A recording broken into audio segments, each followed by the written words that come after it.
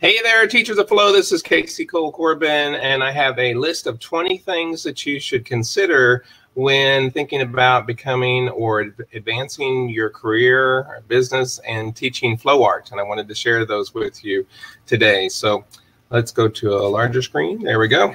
I had the advantage of being fired and had to I had to quickly decide that this was a direction that I needed to go in. And so I had to, you could be a lot more thoughtful, about it. So here's 20 things that you could consider when in your decision to either start or to grow your business of teaching fluid art. Okay, so and by the way, I have all this in a Google's Forms. I have just fallen in love with Google Forms. They're just awesome. And so your responses are here.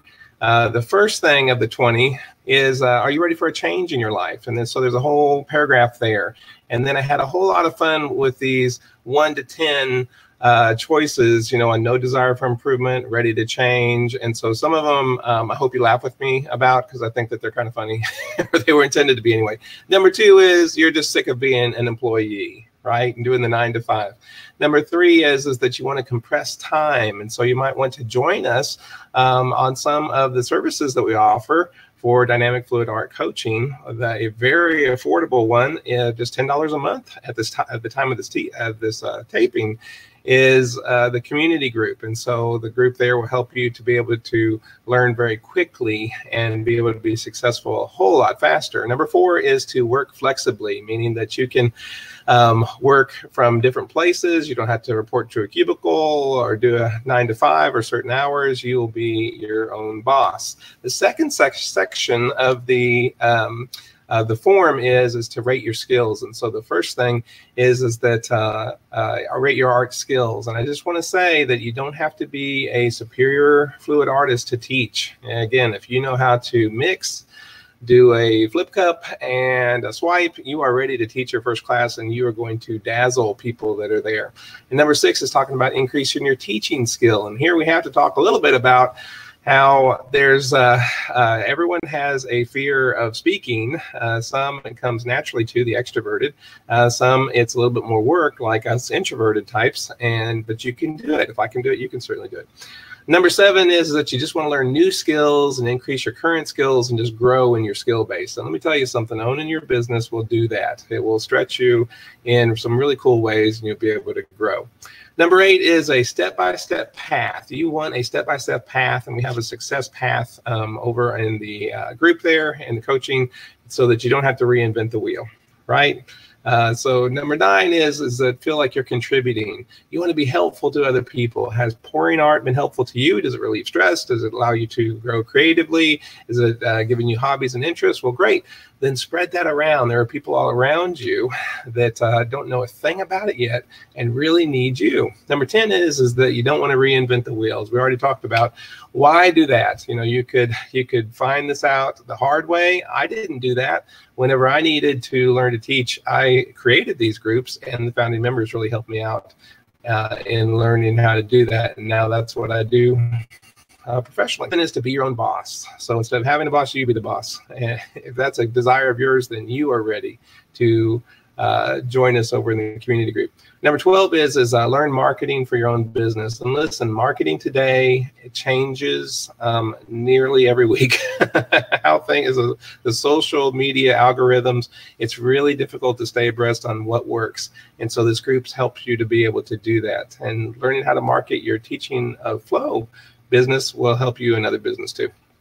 Number 13 is consider several streams of income. And so we have several different ways of making money teaching fluid art, and we have entire learning units over in the community group on doing online classes, spin art booths at art fairs, using Hobby Lobby's free classroom, even doing home party plans and more. And so you can consider doing that and learning that the easy way. Number 14 is do you want a pre-built process, templates, scripts, systems, and tools that are all in one place so that you can get a big old jump start on your teaching the flow business. Number 15 is you want a support network to turn to. And this is practical, like, hey, guys, I've got a problem. I don't know how to fix this. What have you done to solve this problem in the past? And it's also emotional, because sometimes you just need to get on there and go, oh, my gosh, I need to talk to some people that understand. And so that's equally as important. Number 16 is you want to build confidence. And this is great. We have some wonderful people that have been kind of shy in their life and introvert. And now they're getting out, they're taking chances, they're taking risks, they're failing, and they're getting back up again, and they're failing and getting back up again, and they're succeeding. And that's just really great. And that's a great way to build confidence. Number 17, you want to invest in yourself. You know that you're worth it, and that something in the future is going to be really good, but you got to invest in yourself to get there. Number 18 is you want to get paying students. How do we get paying students into our classes? And that is one of our biggest goals over in the community group. Number 19 is that you resonate with my values. If you've been observing what I've been posting, knowing how I do things, seeing my values resonate here with you, even in this assessment, then we're a good match. All right. I know I'm not for everybody. Maybe you and I and the rest of the group can co-labor together and do some really great stuff. And the last one is number 20, is that you really do feel like that the acrylic paint pouring is an opportunity for you, and teaching it is an opportunity for you. And so I would love to see you over in the group. Please join us over there. Taking this assessment is a real big part of that. And so it'll help walk you through, and I'd love to help you with that. So just maybe, you're not ready to replace your full-time income like I had to. Maybe it's for you is just to advance in a hobby. And I've even heard from people that are like, this is my retirement plan. I'm not retired yet, but I do want to do this in the future. And you don't want to reinvent the wheel. Maybe the success path that we have laid out for you in the teachers community is for you. And so fill out the this Google form. It's kind of like a survey. It's kind of like a self-assessment. And then I would love it if you consider joining us over on the page. And so this was a, should I do the self-assessment for teaching pouring class or webinar? I'd love for you to join us. I wanted to make this real quick, so I want to get off of here. Bye.